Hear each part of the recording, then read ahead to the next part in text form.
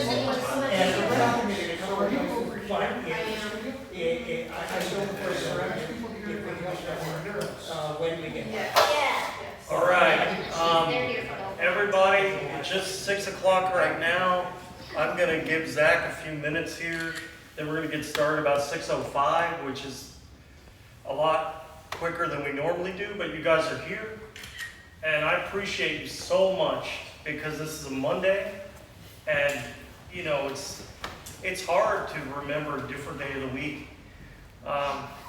It's hard to remember the time of day sometimes. You know, Mondays and Mondays always get you down. So Yeah, well, we're here. you know, if you're gonna be down and depressed, be here with me. Right? Be here. Yep. No better person to be depressed with. You are the best, I hear you. You're one of the top of your class. So. How was your joy? Okay. Colin, do you wanna go to the movies this weekend? Yeah, have you seen A Quiet Place yet? I have not. Yeah, let's go see that one. Okay. Actually, Long Legs opens Friday. Oh, does it? Yeah. I just the only one that has any interest in Mad Max. Yes. You are. That's why it's a huge financial failure. The new one with Future Roads or whatever. Yeah, like Yeah, I these wanna guys see are all that. talking like Exodus. I'm like, No, it's gonna be great. Where's George the Miller? finest cinematographers You're a of our genius. day. I think I have everybody already in the room. I mean, the only thing that George Miller hasn't done is make a movie with Nicolas Cage. What, for your spell or what? And that's That's in my shuffle. I was thinking about the spell. Right? clearly. That's not my fault. I just spelled it. Yeah.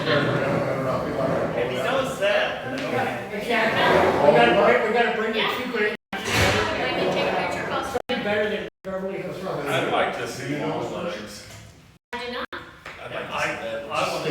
Genuinely disturbing. We've met this person so far, and I've met Jack. Anybody who remember World age is so much more 17? frightening Oh. than most of what the movies. So, and I'm Eva, so what's your name? You're Eva. Oh, yeah, you're the other Okay, are you okay? Do you need some more time? We were Okay. Yeah, that's Hey man, yeah. I don't plan anything, which is probably not the way to do it, but, you know. I never have a set for It's myself. good. Yeah, me too. It is really Huh, yeah. non-stop. The minute the opening credits, it's just like, She's All not right, Laura. guys, Zach is ready to go, so I am ready to go. I'd like to thank all of you guys for being here. Monday is unorthodox for us because we're also going to be in here again on Saturday because I had a last-minute person get a hold of me from Chicago, so we had two people from Chicago this Saturday at 6 o'clock, and then we won't be in here for another month. And August 10th, Tim Tarkelly will be back. I know you guys love Tim. He has cut a new Timmy Ray album. Oh, yeah. So he'll be playing some music. John Freeman's going to be here from Detroit. On Saturday, it's going to be a guy named James Berg, who is a musician, who's going to be playing music, as well as Wesley Hine, who's been here a couple times. And they're both from Chicago. But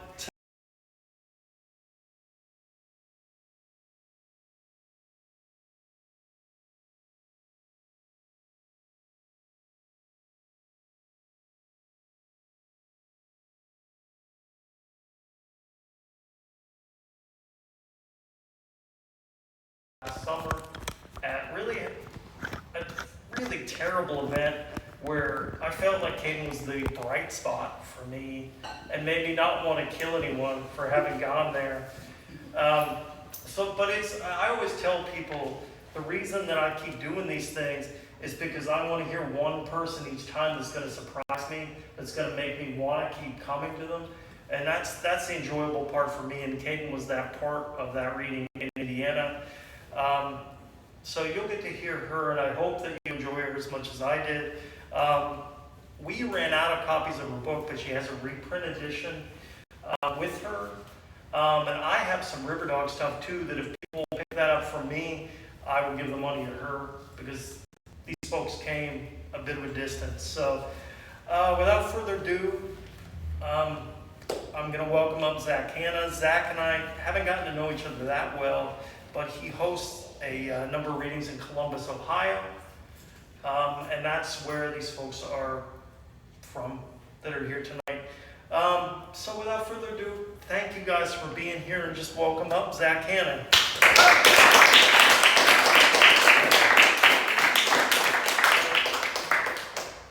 Thank you, John. Hi, everybody. I almost got a few. I'm Zach Hanna. John said that we're from Columbus, Ohio. I'm originally from Southern Ohio, Portsmouth, Ohio. So Don't admit that. I know. That lowers my stock, but I was trying to hide that. no, but so the only context for anyone home tonight is that I'm from Southern Ohio. I've raised elderly parents that were at the end of life my whole life, and I've recently had a few disease diagnoses. So I'm immune compromised and a bunch of other stuff, pain diagnoses or whatever. So without further ado, here's the poetry. Thank you for listening, everybody. So, as my little brother gets, also I lost 2 little brothers last month, so that's news. Both my youngest little brothers passed. As my little brother Andy gets to heaven. As my little brother Andy gets to heaven, all the clouds blush bright pink, and the gates open up like the back door of a trap house, letting him slip in real quiet, the way he likes to. And the angels all line up for business. Every holy being suddenly needs something from him now. A pocket of fixes just for seraphim, and they want to bicker about instant gratification, but he has them wait for a while. Tells them he'll be downstairs in a minute. He has that kind of time now. And all the souls of men and women who he comforted down here as they won the race in this unwinnable war hug him and thank him and tell him, watch. And one by one they dive down to the lower heavens and become guiding beams for anyone down here still lost. And he chuckles and thanks them too for doing what he always dreamed of, shining light in the only place it's really needed. And then he lays down in a bed made of his own prayers. Prayers for peace and rest that made their way ahead up here for just this moment. And it's every bit of calm he ever wanted. Every bit of serenity held from him on layaway. But he only lays there for a few eons. Lets creation start all over again as he cracks his tatted knuckles, opens up the tiny window behind the peeping blinds, yells down to the bricklayers of the newest universe, "There's no cops this time, right?" And the newest Big Bang replies, "Not this time, Pinky." And my brother's smile opens up, an event horizon, draining all the power from the neighborhood, making the street lights flickering over the stone roads a golden strobe time lapse of every star that ever be blinking in and out in an instant. A party trick so cool, even the heaviest hanging heads on earth lighten up a hell or two. See visions of themselves dancing with their whole unbroken bodies, their own voice so deep they can hold the stones of their daily lives in their burdened arms and dive in, nose first, breathe like the day they were born. The day downtrodden transmortified into free-flow delight, where the deeper they sink, the less gravity has anything to say to them anymore. This flashing existence in Andy's toothless grin has erased the concept of weight and heft from all their past, for long enough that each of their regrets are now all soft, hazy mornings in memory, reaching for socks and coats to get out the door to the hope shifts they're never late to. And then all of us barely making it can be the good traffic, letting them all merge when it's time, letting our experiences finally find equity. And all of a sudden, Andy frowns, remembers the angels waiting to get served, smirks, lays back down, thinks, I'll get him in the morning. Who else are they going to call?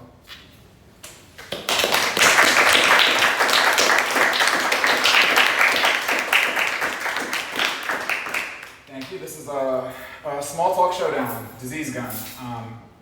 We're sort of in the Midwest in Ohio, it's like the fake Midwest, but a big part of us is small talk. Everybody's like small talk warriors, so you got to shoot them before they shoot you. That's the whole point. Small talk showdown, or disease gun. I feel like eternity has a memory clause. Feel as in ache, as in nude and visible. Memory is in the flower and water and heat of identity. Eternity is a one-word argument against itself. It saves you the breath. Breath as in the currency of comfort. Breath as in my body relenting in its campaign to leave me. Me as in eternity minus the past, minus the future, minus every particle and wave that is not me. Particles and waves disagree with eternity too. But unlike us, they know when to be quiet. Clause, as in anonymity, is always the default of the universe. Feel, as in ache. As in my body throwing a hook to the body. As in the flower and water and heat of illness. As in memory minus eternity. Minus, as in there is more than this. There is more than this is a wonderful truth. It implies that whatever isn't final isn't happening right now. Right now is an ache. Right now is an ache. Right now as in there's no time like now. As in a wonderful truth ahead. As in if this were tomorrow, I would wake up and feel the hope first. Anyway, how are you feeling?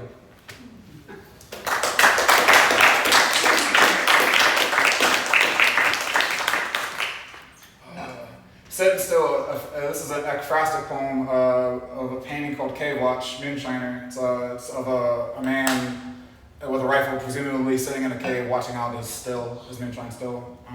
It's from the 30s. My dad was a moonshiner when he was younger. He comes from moonshiners in Kentucky. My dad was 82 when he passed in 2020, so the time lines up. He was a Dukes of Hazzard. This is Sitting Still. I can see the Kentucky in his silence. See every man in my family in his grip on the gun. I know that stare, like I know what walking out of a jail cell feels like. A divining of shadows and spirits that only dance in the tree line. Protecting the blood of the hills, because there ain't no other blood around here gonna fill the dinner table. So I'm holding the gun he shoved to me. Staring through the woods like an army wants our dinner table empty. Turns out they do. And the hills go see-through if you watch long enough. And ain't a few dozen years of work long enough for family? Ain't those hills just trees and rocks to hold our blood? And we don't intend to get that up. And so we sit here in the distillation of survival and silence. Quiet is inheritance. Not saying a word. Least of all, love.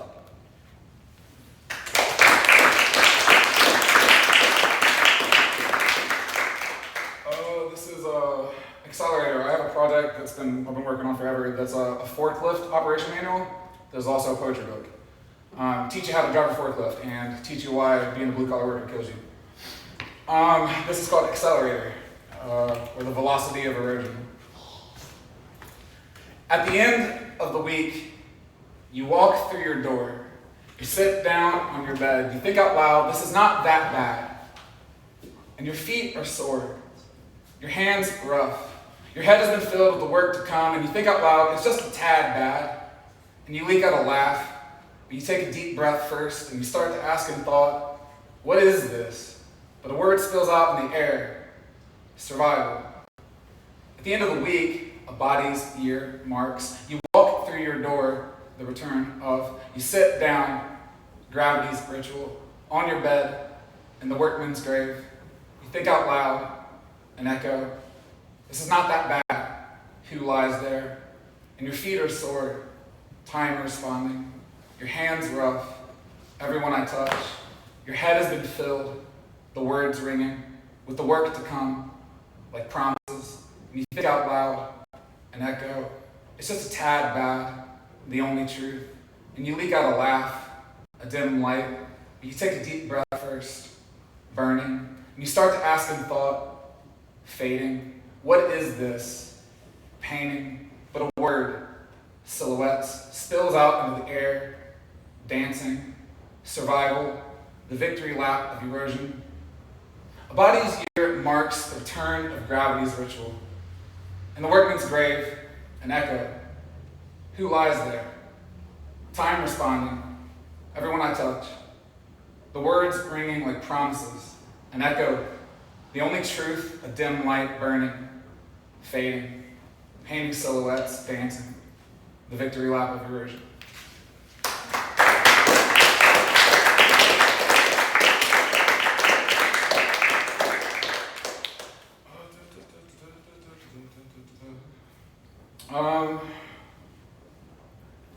Knowing is changing. All scientifically accurate. I learned that bacteria communicate with AM/FM signals, and now religion speaks with an inside voice. I learned that most fish have a complex communication system, and now billboards look like sheet music for smog.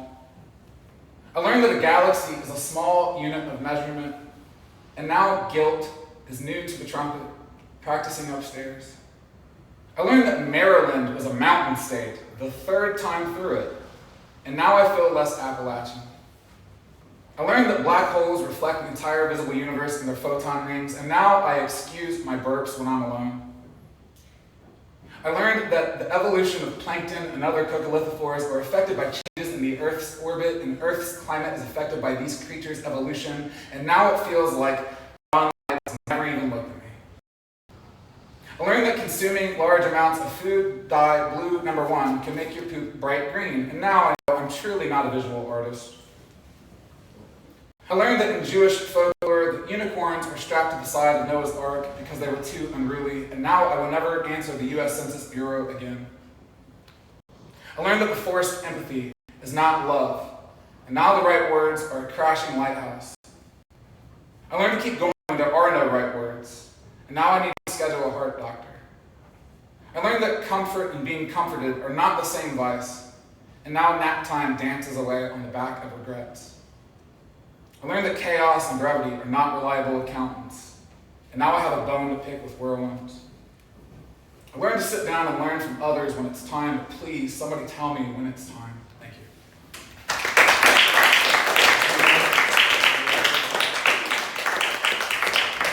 I'll do a few more and then move on the show. We've got a poem that makes fun of know-it-all poets, because Columbus, the big city, is full of them. So people who like to hear the sound of their own voice. This is called They Show Up to Ask. They show up to ask, what's the largest thing you can describe with one word? I said, silence.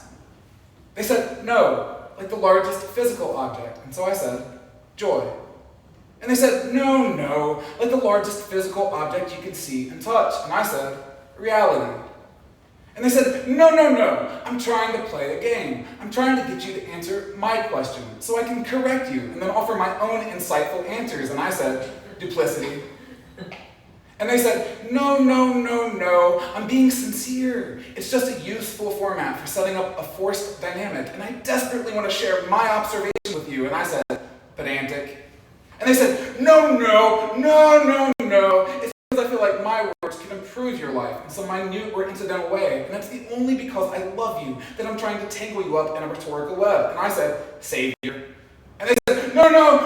However many similarities we share in our life, we are all going to have vastly different perspectives and experiences and randomly firing synapses that allow us to come to different kinds of wisdom and understandings of the world. And the more we share them, the more we allow ourselves to be lenses for other people, and the more tools each of us have to work with in order to thrive and find comfort. And so I said, listening? And they said, no. I don't want you to just listen to me. I want us to share in an exchange of knowledge, for there to be an active relationship in this discourse, for us both to exit this vehicle of language having grown more full of life and awareness, for each of us to swim to the shores of each other, to see the way the noon sun enters each grain of sand like a church window, to bury our feet in the cool of the other's wet earth, recreating the moment before we leave our mothers, but as though they were clouds and we were rain. Then we stand to face the terrain, the cold waves of distance and isolation to our backs, climb the rocky outcroppings of our memories, hugging the rough parts of our worlds for balance while grasping for childhood handholds to hoist our hearts above the cliffs once more. And so I said, life. And they said, no, I don't want this to be incidental. I want us to both intentionally seek the space behind the other's horizon line. I want to look down at my hands and see the deeds of your father written in the calluses. I want their words to form revolutionary fiction we can all deep sigh along with afterwards, but know why it will always remain fiction, and reread it anyway.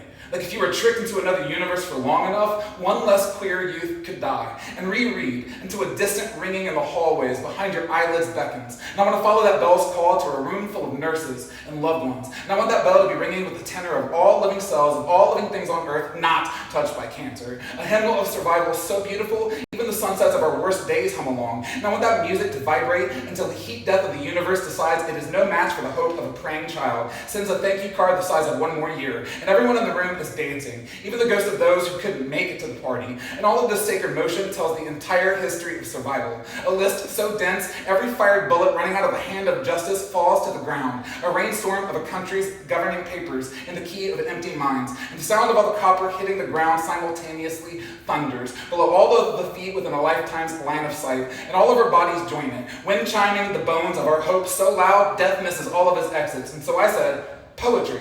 And they said, no, no, no, no, no, no, no, no, no, no, no, no, no, no, no, no, no, no, wait, did you say poetry? And I said, thank you.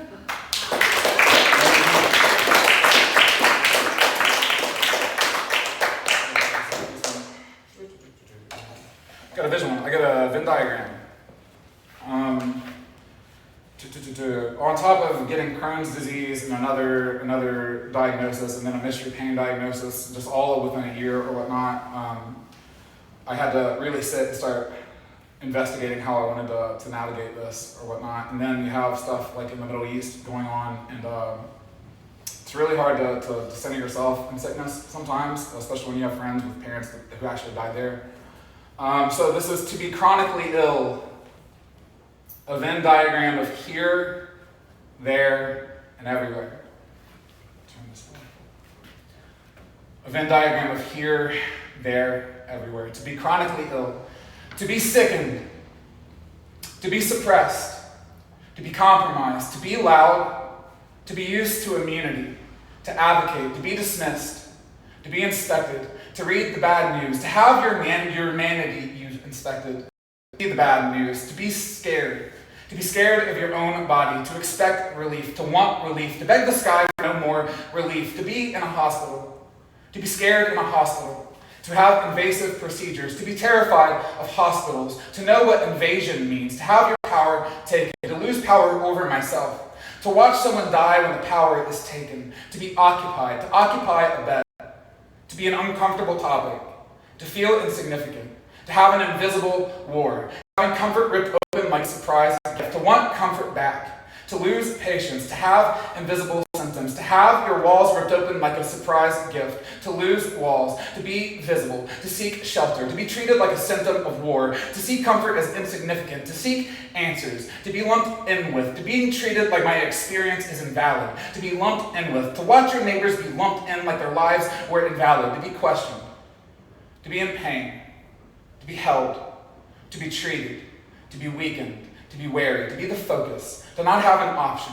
to be in pain, to be dismissed, to be invisible, to be a game of numbers, to be stricken with fear, to be reassured, to wait, to be in pain, to wait, to make it to a bed, to wait to the end of the day, to wait to be in a bed, to wait to be in pain, to wait to be in a bed, to wait to be discharged, to wait for the bomb made of safety to finally drop, to be charged for not dying, to feel like you're supposed to be quiet, to listen to experts, to be loud anyway, to wait until experts reach an agreement, to hold on, to be sick of hospital beds, to be questioned while chained to a hospital bed, to be held as a child, to be held by experts, to be told your death is the agreement, to be held hostage by my own body, to trust the experts with my well-being, to laugh at the phrase well-being, to care like a remedy, to want a remedy, to take cover from all the remedies, to be a statistic, to being reduced to a headline, to have your city reduced to headlines overnight, to have each breath be a new crime, to accept death as neighbor, to cherish silence, to look up at a doctor, to love them for trying, to see moments of your fear reflected, to know your chances to make it are the same, to raise up, to thank them anyway, to have time to breathe, to know the night has not selected me as a target yet, to accept help, to have help, to be grateful, to be scared, to finding relief sometimes, to have pain lower its voice sometimes, to raise the voice of others' pain, to not need reflection, to hear others' pain, to see how silence is an explosive, to see the shrapnel tear through all of us, to feel powerless, to know powerless, to believe that hope belongs, to hold hope like an injured thing, to hold hope to roam free, to make sure hope roams free, to be loud, to advocate, to share healing, to do more than wait, to survive, to survive, to survive.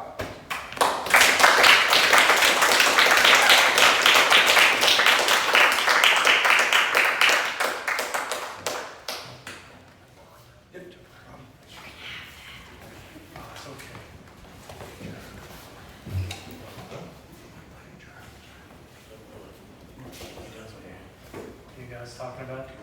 a second chair, so he's gonna put his up there. Oh, okay. All right.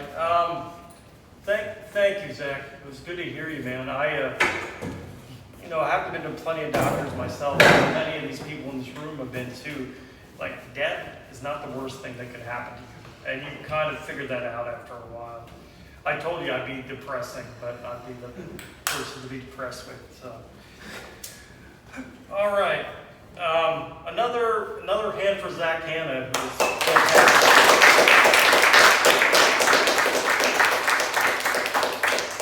Yeah, Victor told me that you were dealing with quite a bit. Yeah. And he wanted to be here for you guys today, but he works for the state prison, so he's there right now. So without further ado, I'm just going to welcome up our next reader, who I'm really excited about. I wanted to hear her again ever since I heard her last year. Caidyn Bearfield is the author of this lovely book right here. She has some more of these on her. Please consider picking them up from her. And like I said, I've got some of Riverdog's other titles in my bag, and I'm happy to sell them to folks and give her the money, because I think that's a nice thing to do. So without further ado, Caidyn Bearfield.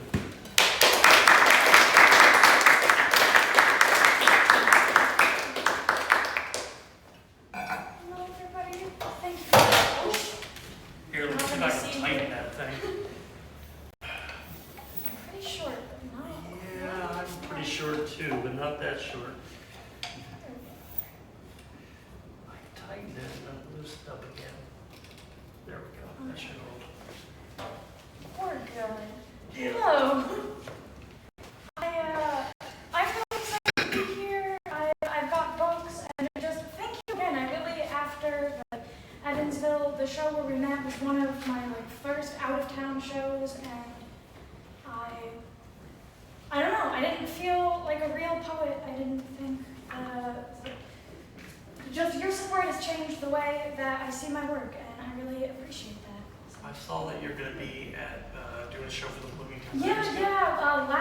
The last Sunday, so I think that's the 28th, potentially the 27th, but this month in Bloomington, Indiana, with a roommate.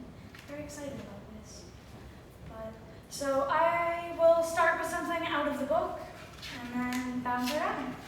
This is called Schrodinger's Ghost.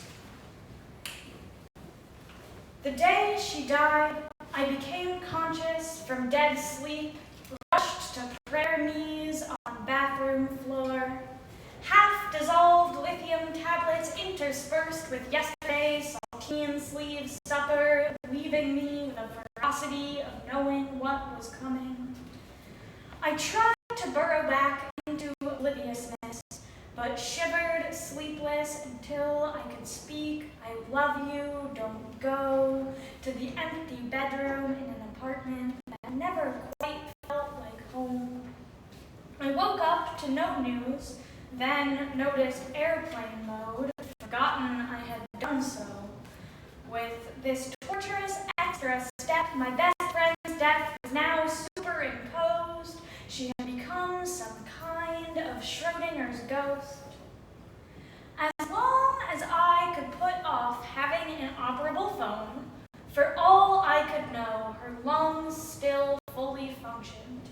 So long as I do not check, she is equally likely to be alive, full of life, full of love expressed in plentiful expletives, full of 30-something ingredient recipes, filled to the brim with wisdom, toughness, breath, with Missy Elliott quotes, experience, strength, and hope, full of potential for back-and-forth dissertation-length text message threads, mutual aid dinner exchange on each other's bad days, purple powder bleach, dank memes, new plans, and unfettered access to insulin and health insurance, our friendship, chosen family, and life. In the only known recording of her voice, she explained how her healing was prolonged by imposing her will on something she could not control. She says, I'm always drawing parallels between things. This is how my higher power speaks to me. The projectionist in my head spliced together memories, distorted, overlapping scenes. My grandmother telling me after Leslie died, feathers started appearing in impossible places. When her mother died, feathers multiplied. On the other side of the family, they're fighting about God again. The whole room mocking me, saying I finally solved world peace when I dared suggest it's okay to disagree. The path between memories in the context of their timing tells me she will continue to exist so long as I continue to think of her often. Hold the box, share memories, and let my ego go by simply choosing to believe, yeah, she's talking to me. I can cause no harm with this specific comfort. I give myself permission to indulge the premise of quantum dead best friend, whose particles pop in and out of existence just when I need her the most. My beloved, perhaps, my Schrodinger's ghost.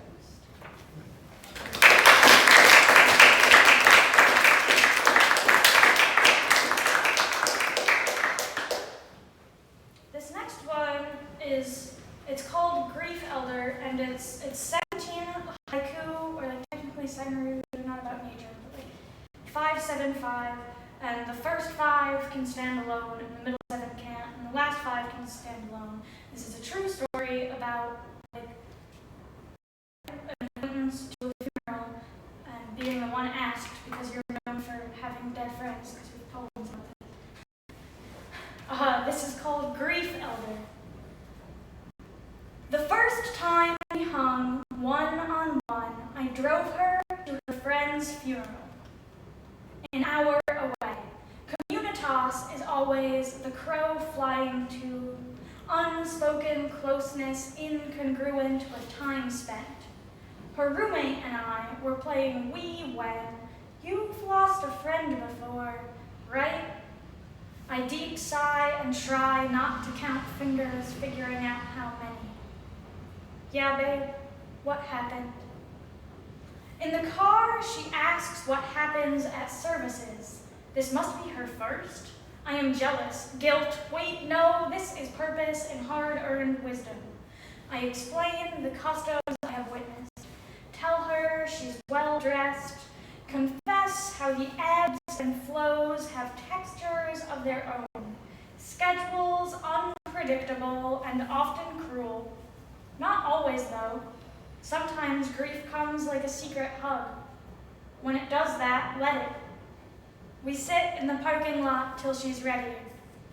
While she's there, I go gift shopping, but don't know her well enough to pick. Driving home, I make small talk, trying to offer a light distraction. She is too tired to chat, and I respect her more for telling me. New friends come in strange ways. I was the right person to ask this favor. Maybe it's why I survived. I set my grief down to split the rookies. I take the crisis call, regret nothing, can't brush my teeth that night.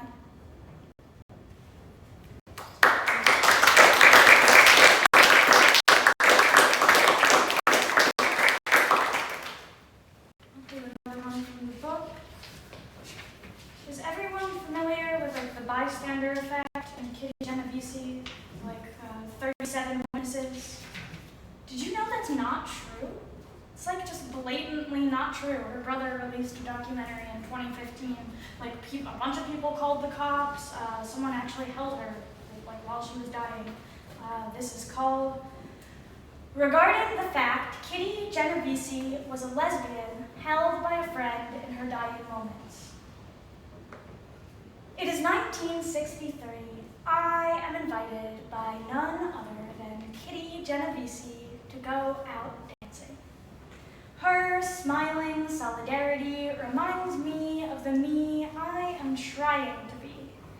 Italian-American beauty, full of mischief, e ricette con que gusto di home, she's humming, fingers drumming with those local folk tunes, queer as can be with the illusion of safety in times like these. This woman's got within her something special. This woman's got the making of someone who ought to be breathing. In 2019, I screamed, "Don't fucking Kitty Genovese see me!" Her name in vain, identity erased and replaced by blatant lies, death sensationalized. A man tries to rape me. I watch the sweep hand leisurely lap the clock, feet fight to find the floor. I begged for a woman dead, half a century to rise and avenge the narrative, screaming out to summon the symbol, not the woman long gone after stop, help, no, I'm not joking. I flee, briefly cut scene, rapid desensitization technique. Kitty flinches, fingers wrapping ace band-aids around replays in my brain. She isn't angry I said what I did, just infuriated that I could. Pissed the fistful of syllables attached to her existence carried this. My parents died not knowing I didn't die alone. Over a bottle of Montepulciano, we thumb through the Times, the feature pieces, through decades of social psych citations. We're nauseated, wince when we admit it went exactly as expected. We found 60 years of absolvement, of, oh my God, they were roommates, of deliberate misinformation. The Kew Garden residents were not apathetic. A woman held her as she went, called to report it.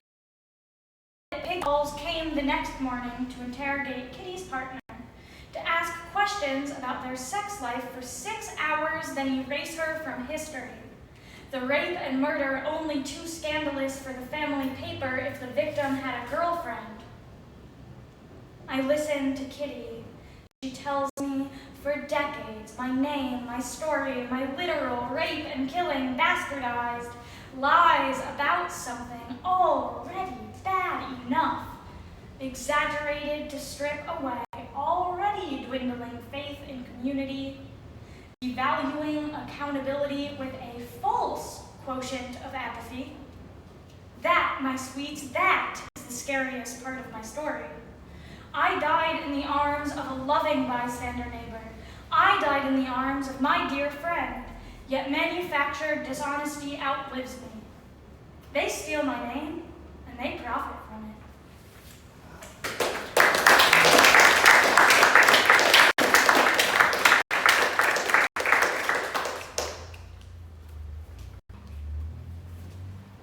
I need some water. Okay. I was in an institution for a year and 17 days as a teenager. This is about that. It's called Mixed Messages. If you earn it, you transfer over to open campus where you're not locked in. Don't get me wrong. Open air without prior authorization sounds an alarm to signal punishment. But technically, yes, the doors and windows are left unlocked. I watch the fence grow around me. When I arrive, it is a teenager too, growing in size and resentments, filling space between bone posts, yellow chain link hunched inward. It's not like without the fence we could step past it, but the line being drawn, being 10 feet tall, hits different. Some staff apologize for the optics, blame the law, the city, the company, but some employees just preach, finally. By the time I'm released, the fence has surpassed even adulthood. By this, I mean it is complete, unchanging. To change, make mandatory group therapy more hours a week than schooling. They teach deep breathing. We study DBT. They study me to discover the necessary pedagogy to install shame in an apathetic teen. They learn which message delivery systems are emotionally subcutaneous and exploit this. They insist substances are the worst possible, irreparably unethical response to a stressor. Then they drop my level if I refuse my meds. Step 1, admit you are powerless. Step 2, acknowledge a power greater than yourself. I said downer less than a dozen times. They heard zombify a year of her life. I was 15, taking 16 pills a day. I hadn't before, hadn't ever like that, but there I was nodding daily. Sleepwalking compliance is an odd mode to work out your shit. Us girls organized a protest. Med station, silent staring contest. A silent scream hiss, as in, look at the abyss you've made of us. We took heaping handfuls of capsules and tablets with the littlest possible drip. Dixie cup sip, less volume than rationed spit. We raised our own tongues, opened our own cheeks before their requesting, highlighting the violence of our safety routine. But the nurses, like us kids, they did not blink.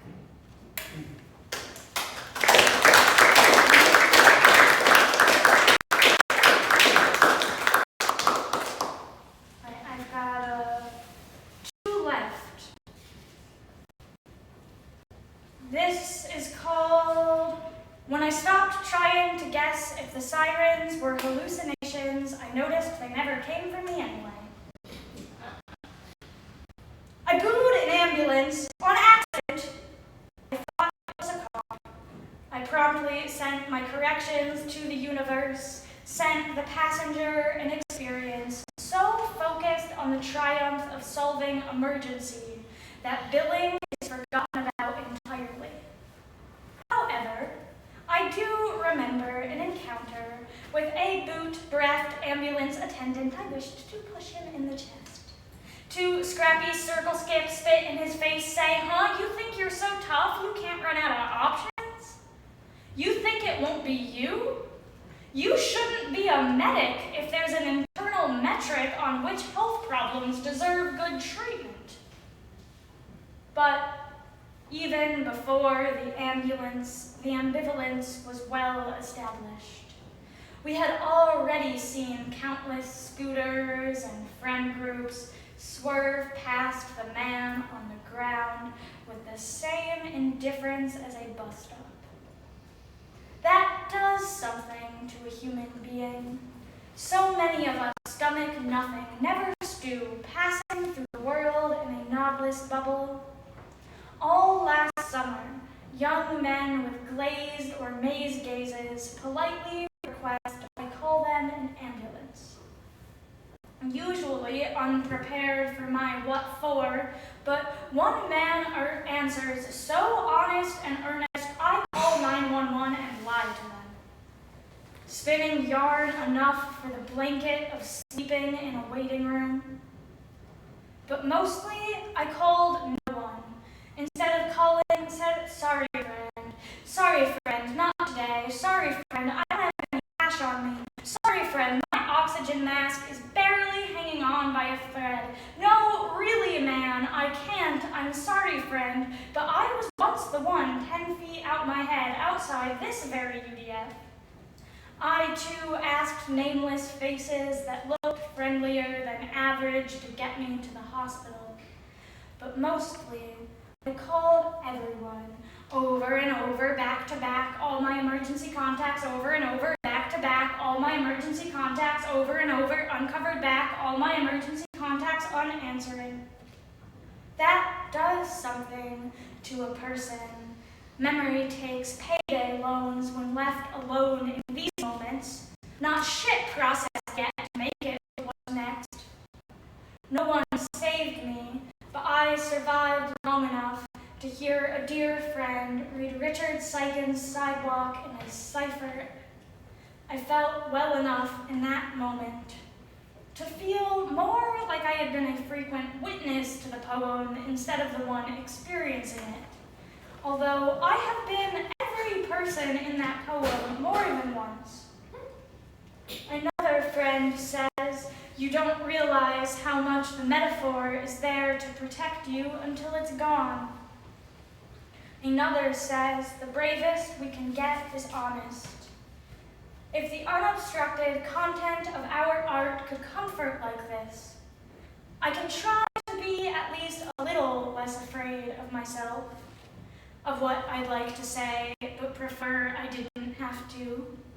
But the truth is, I fear me, the fallibility of memory, the walls I build around time and money, that by trying to help, I will center myself and overstep so much I step over someone. I fear that when I pick the worm from the sidewalk, I place him in enemy dirt. I fear my good intentions paved another's hell.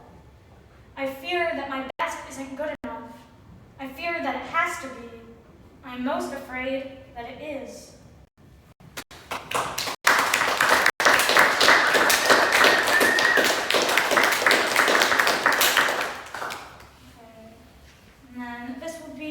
Last one, and this is called Hate Never Beget Getting Better. The stretch marks have begun taking over the self-harm scars, and I hope they win. The war is just surviving in a nation when none of us asked for nations to exist. My uniform stores seasons in its hips, keeps milestones on trigger finger. Being a soldier is just having a body that's not always yours. Layers of skin as stratigraphy of memory.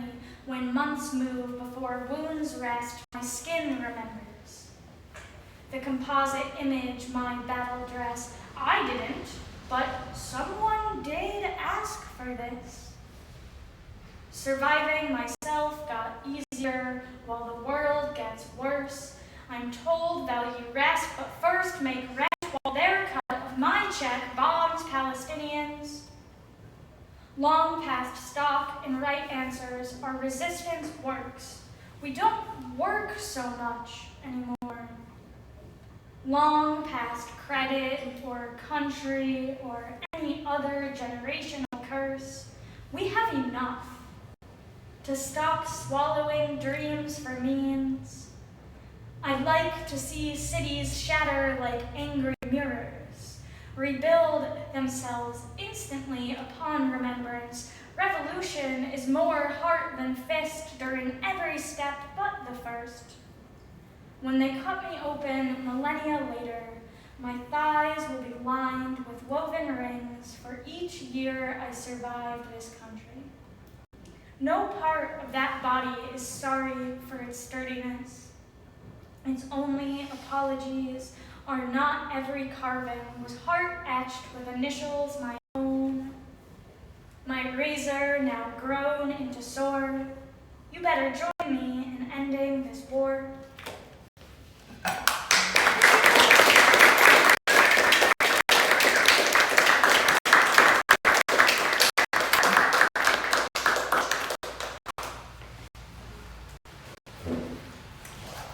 Caidyn, thank you so much for being here.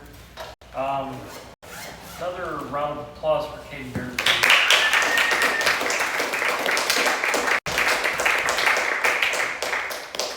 It meant a lot for me for you guys to come out today. I want to do a full-scale River Dog event. We've had a lot of different authors. It's just this reading that we've been doing. This reading marks exactly 3 years that I've been personally doing this. And I think in that time we've had 50 plus features. It's more than 50, less than 100. I don't quite know how many. In October we're gonna have a reading where we have like 20 people. So, but yeah, I'd like to do a full River Dog event and see how many authors we can get, which over the last 5 years probably talking about 30 or 40 people. So normally I would take a break and have everybody talk to Caidyn, but I'm going to run through the open mic, and then that'll give her your full attention after we're done. I'm just going to start calling people that I know want to read, and then if I don't call you and you still want to,